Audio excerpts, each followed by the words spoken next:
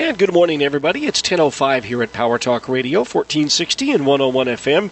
It is Saturday morning. It is time for the Experts Program, and Luis Alvarez, CEO of the Alvarez Technology Group and our tech expert, is joining us this morning to kick things off. Good morning, Luis. Good morning, Mark. How are you? Doing pretty good. Great to have you with us. I know you're getting ready to work on your boat this weekend. It looks like it's boat working weather, too. It is boat working weather. It's nice and overcast, so you aren't going to be in direct sunlight, but it's warm enough that you won't feel like you're freezing out there. What are you going to do this weekend?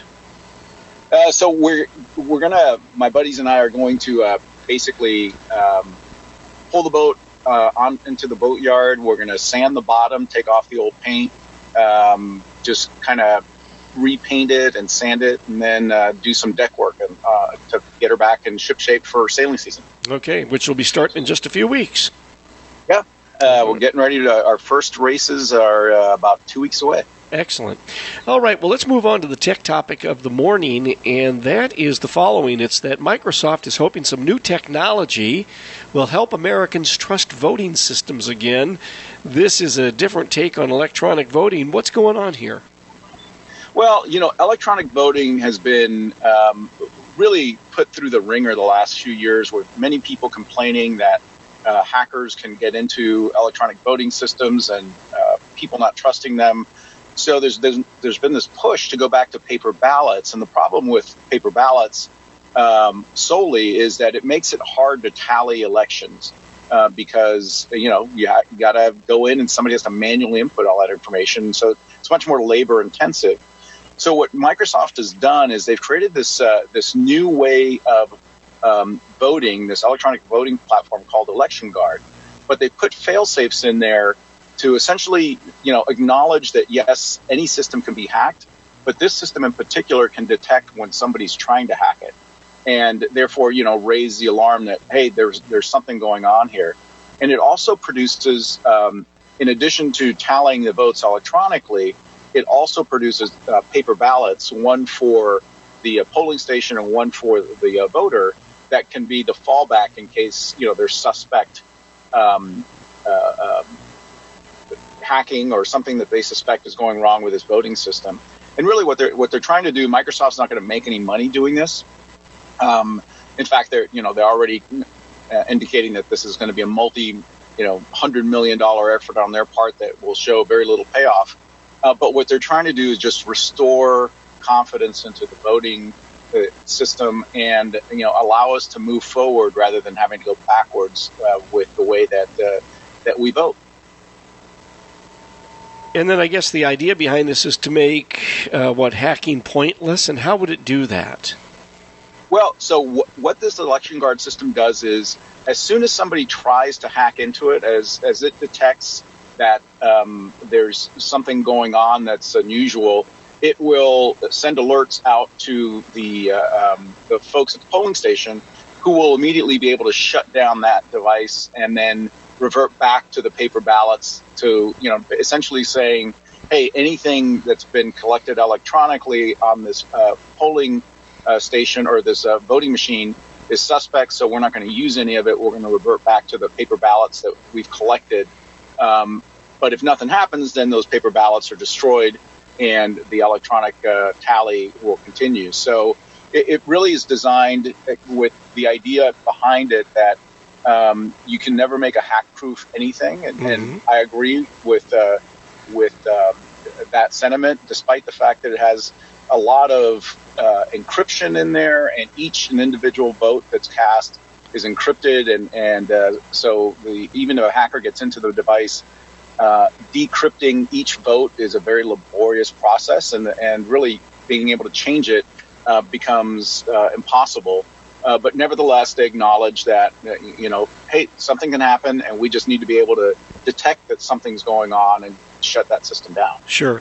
And if we look back at, say, the 2016 election, it wasn't necessarily that there was any evidence of a foreign adversary getting into voting systems and changing votes from one candidate to another. That never happened. No one, alleges that happened. But what they were talking about, foreign interference, was that there was false information spread about candidates, and people believed it. Now, this type of system can't guarantee against that because it's not designed to do that. I mean, when it comes down to that, people have just got to be smarter, right? And if you end up believing untrue stuff about a candidate and you decide to vote the other way, well, that's your bad because you haven't done your due diligence to really check out information and make sure that the information that you're ingesting is actually accurate. Yeah, and this is not intended to prevent something that has happened in the past, but it really acknowledges that right now the public has a kind of a lack of trust of our voting system in general, because they do believe that people can get into these systems despite the fact that it's never been proven or never even really been alleged. There's still a fear of, hey, is my vote going to be altered in some way? And even some candidates have claimed that there's been voting irregularities that on a massive scale, which has been disproven time and time again.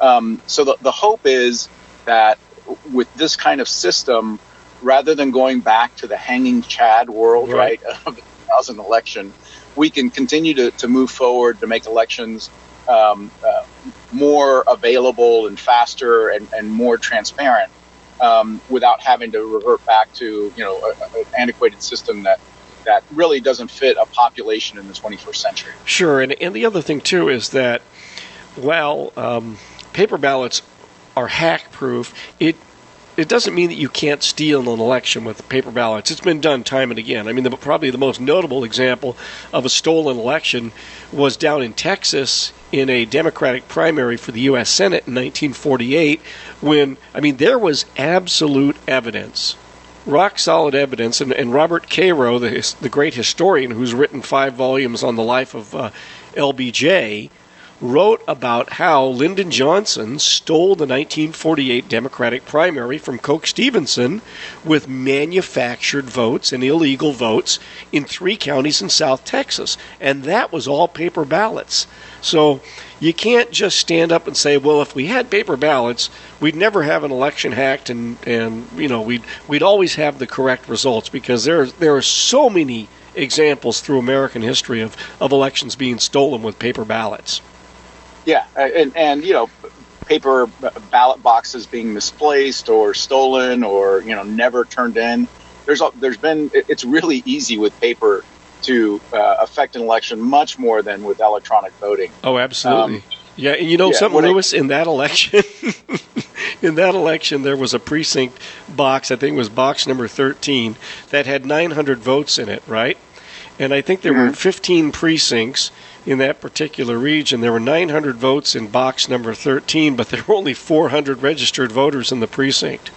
So, okay, so now the one thing that we do have to worry about... Vote early, vote often, right? Yeah, exactly. The one thing that we do have to worry about, though, is if we see a move towards wanting to vote online, okay, then all bets are off, because... and we're not talking about online voting here, but that's still something that, to me, is a security, it's a pipe dream that you could ever make a system so secure that people could sit at home and vote online. Yeah, it's a long ways away before we'll be able to get to that world. There are a few countries around the world, Finland most notably, that do online elections or make that option available to their citizens, and it's been fairly successful. But there's also been instances where since it's online, that means you're using the internet. You can really disrupt an election by doing denial of service attacks, by flooding the network, and doing all sorts of things that make it that impair the ability of people to cast a vote. And in Finland, they also have a very secure system, simply because they get national identity cards that we don't do here in the U.S. that have, private public key encryption, and trying to do that in the United States would be virtually impossible. So until somebody comes up with a reliable online way of voting that people are confident in, I don't think we're going to see that, at least not for the next 10 years. All right. Interesting topic this morning from Luis Alvarez, CEO of the Alvarez Technology Group, online alvareztg.com, at AlvarezTG. That's the Twitter handle. And Luis, the toll-free number for the I-Team. Give us a call at 866-78-I-TEAM. That's 866-784-8326. All right. Thank you, Luis, and have fun working on the boat this weekend. You have a great weekend yourself, Mark.